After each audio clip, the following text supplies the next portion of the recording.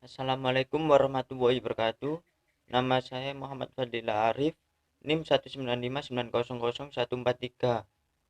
Prodi Pendidikan Jasmani 2019 kelas D.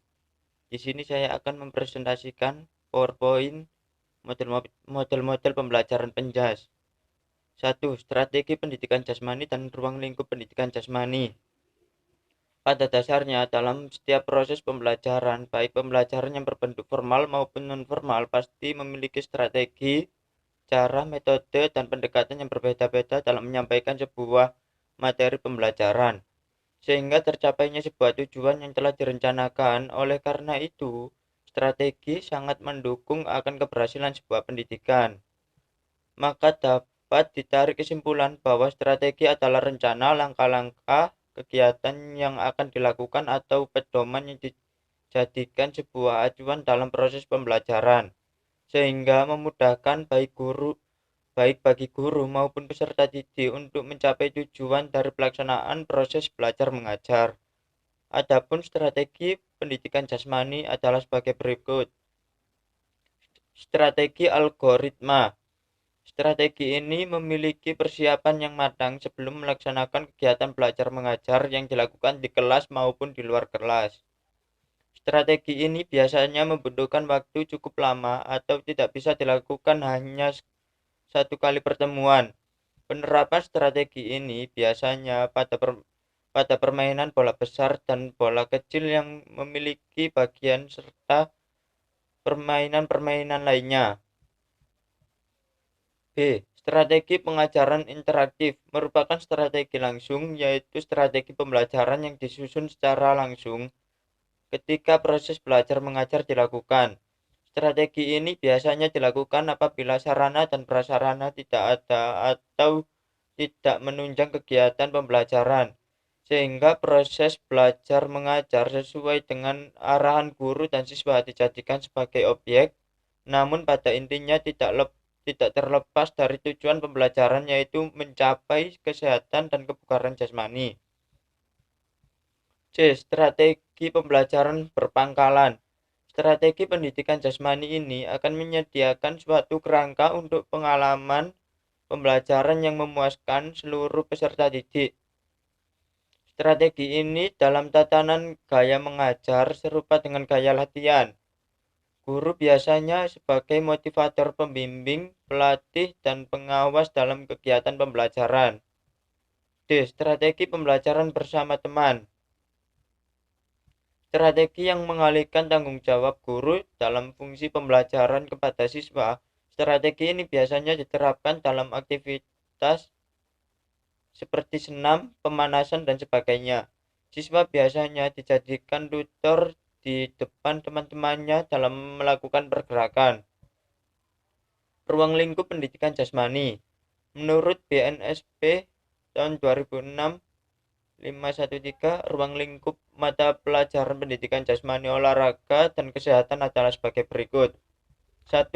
Permainan dan olahraga. Meliputi olahraga tradisional, permainan eksplorasi gerak, keterampilan lokomotor, non-lokomotor, dan manipulatif. Atletik, kasti, launders, sepak bola, bola basket, bola voli, tenis meja, tenis lapangan, bulu tangkis, dan bela diri, serta aktivitas lainnya. 2. Aktivitas pengembangan. Meliputi mekanika sikap tubuh, komponen kebugaran jasmani, dan bentuk postur tubuh, serta aktivitas lainnya. 3. Aktivitas senam meliputi ketangkasan sederhana, ketangkasan tanpa alat, ketangkasan dengan alat, dan senam lantai, serta aktivitas lainnya. 4. Aktivitas ritmik meliputi gerak bebas, senam pagi SKJ, dan senam aerobik, dan aktivitas lainnya. Aktivitas air meliputi permainan di air, keselamatan air, keterampilan bergerak di air, dan renang, serta aktivitas lainnya. Pendidikan luar sekolah meliputi piknik atau karya wisata, pengenalan lingkungan, berkemah, menjelajah, dan aktivitas lainnya. Kesehatan meliputi penanaman budaya hidup sehat dan kehidupan sehari-hari, khususnya yang terkait dengan perawatan tubuh agar tetap sehat, merawat lingkungan yang sehat, mencegah dan merawat cedera, memilih makanan dan minuman yang sehat, mengatur waktu istirahat yang tepat, dan berperan aktif dalam kegiatan UKS. 2. Fungsi pembelajaran pendidikan jasmani. A. Aspek organik. Pendidik menjadikan fungsi sistem tubuh lebih baik, meningkatkan kekuatan, meningkatkan daya tahan kardiovaskuler, meningkatkan fleksibilitas. B. Aktivitas neuromuskuler, meningkatkan keharmonisan fungsi saraf dan otot, mengembangkan keterampilan lokomotor, mengembangkan keterampilan non-lokomotor, mengembangkan keterampilan dasar manipulatif, mengembangkan faktor-faktor gerak, mengembangkan keterampilan rekreasi. C. Aspek perseptual, mengembangkan kemampuan menerima dan membedakan isyarat, mengembangkan hubungan-hubungan yang berkaitan dengan tempat atau ruang, mengembangkan koordinasi gerak visual, mengembangkan keseimbangan tubuh statis dan dinamis, mengembangkan dominasi, mengembangkan lateralitas, mengembangkan image tubuh. D. Aspek kognitif, mengembangkan kemampuan menggali, menemukan sesuatu, memahami, memperoleh pengetahuan, dan memutuskan sesuatu. Meningkatkan pengetahuan peraturan permainan, keselamatan, dan etika, mengembangkan kemampuan penggunaan strategi dan teknik permainan, dan lain-lain.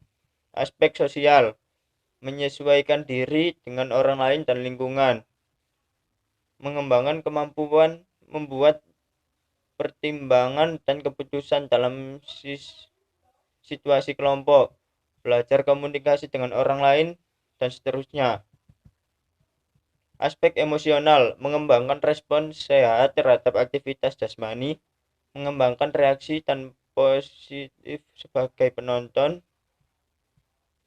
melepaskan ketegangan, memberikan saluran ekspresi diri dan kreativitas, mengembangkan pengalaman estetika dari berbagai aktivitas fisik.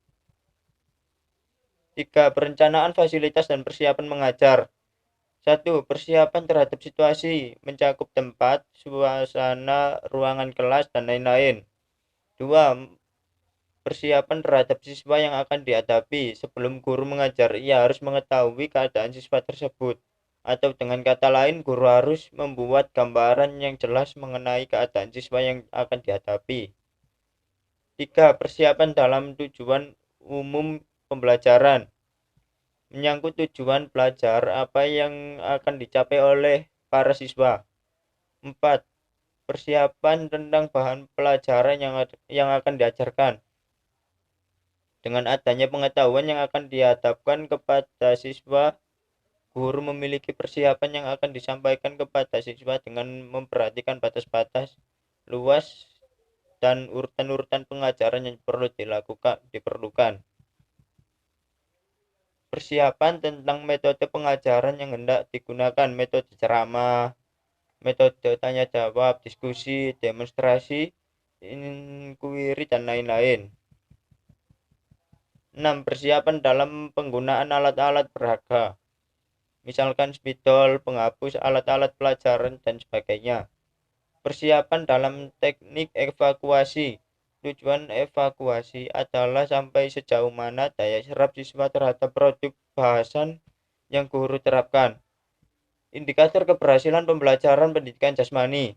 Indikator keberhasilan pendidikan jasmani meliputi berbagai faktor, diantaranya sarana dan prasarana, kesiapan guru, kepala sekolah, pengawas sekolah, dukungan orang tua, dan masyarakat.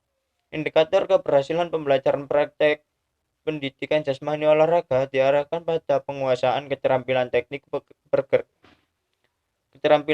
gerakan olahraga pada seorang siswa yang merupakan pencapaian tujuan pembelajaran pada aspek psikomotor. Sedangkan pada pencapaian aspek kognitif dan afektif diarahkan pada pencapaian tingkat pemahaman oleh siswa itu sendiri, pengetahuan, sikap dan perubahan oleh guru untuk siswa dalam upaya mencapai penguasaan standar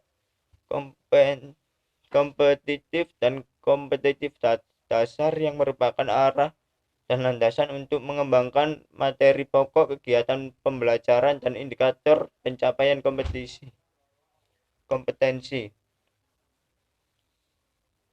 Sekian dan terima kasih. Maaf apabila ada kata yang salah atau penulisan yang salah, mohon dimaafkan. Wassalamualaikum warahmatullahi wabarakatuh.